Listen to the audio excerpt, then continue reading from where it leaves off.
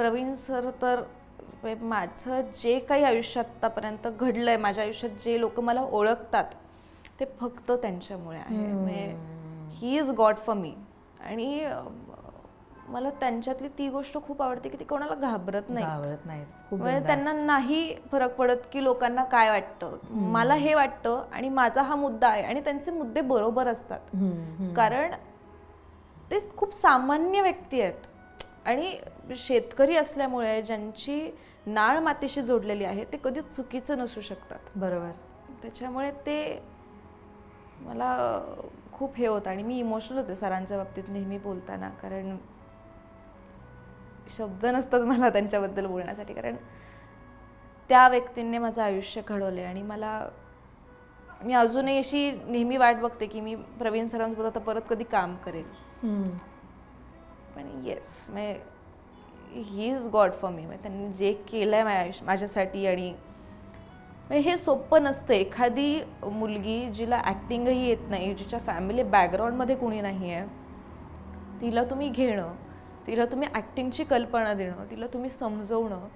आणि मी खूप रिटेक घेतले देऊळबंदला, अनेक, पण एकदाही माझ्यावर न किंचाळणं, एकदाही न ओरडणं, इतका मोठा क्रू असताना. आणि मला आठवत आहे असिस्टंट डिरेक्टर जरी माझ्याकडे आले समजवण्यासाठी तरी प्रवीण सर म्हणजे थांब मी समजवतो तिला, तू नको समजूस, मी सांगणार.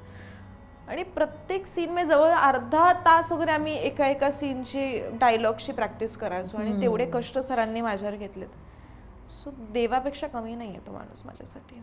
क्या बात आहे. आणि आता देऊळबंद 2 बघताना ना सगळ्यांनी एक सरप्राईज अनेक जण अनुभवत आहेत. आपण दोघींनी चित्रपट पाहिलाय म्हणून बोलायला हरकत नाहीये की देऊळबंद 3ची अनाउन्समेंट आहे आणि आता ते सोशल मीडियावरही व्हायरल झालंय. राघव शास्त्री दिसणार आहेत पुन्हा एकदा 3ऱ्या भागामध्ये. अर्थात राघव शास्त्री म्हटल्यावर त्यांची फॅमिली तर आलीच. आर्या, काय सिक्रेट रिव्हील करशील? काही बोलणं झालंय का? सणा सुद्धा असेलच ना मग देऊळबंद 3 मध्ये राघव शास्त्री आहेत. माझं अजून तरी काही बोलणं नाही झालंय प्रवीण सरांसोबत. कारण ऑफकोर्स ते सगळे प्रमोशन्स आणि या सगळ्या गोष्टींमध्ये खूपच आता बिझी आहेत. त्यामुळे अजून तरी आमचं असं काही बोलणं नाही झालंय. बट होपफुली स्वामींची इच्छा असेल तर सणा पण दिसेल कदाचित. असं आहे. आणि तो आणखीन एक मोठा ब्रेक असेल ना तुझ्यासाठी देऊळबंद 3. ऑफकोर्स. म्हणजे मी अजून पण असं विचार करते की मी देऊळबंद 2 मध्ये असले असते का कुठेतरी, गेले असते का. पण ते परत मला क्लिक होतं की नाही, करेक्ट, कथा आणि ह्या सगळ्या गोष्टींमुळे की ते नाहीच होऊ शकत. करेक्ट. बट येस, देऊळबंद 3 मध्ये आता मलाही खूप होप्स आहेत आणि बघूया कसं होत आहे. सरांची इच्छा आणि मी सरांच्या प्रत्येक डिसिजन सोबत ओके असते. वा.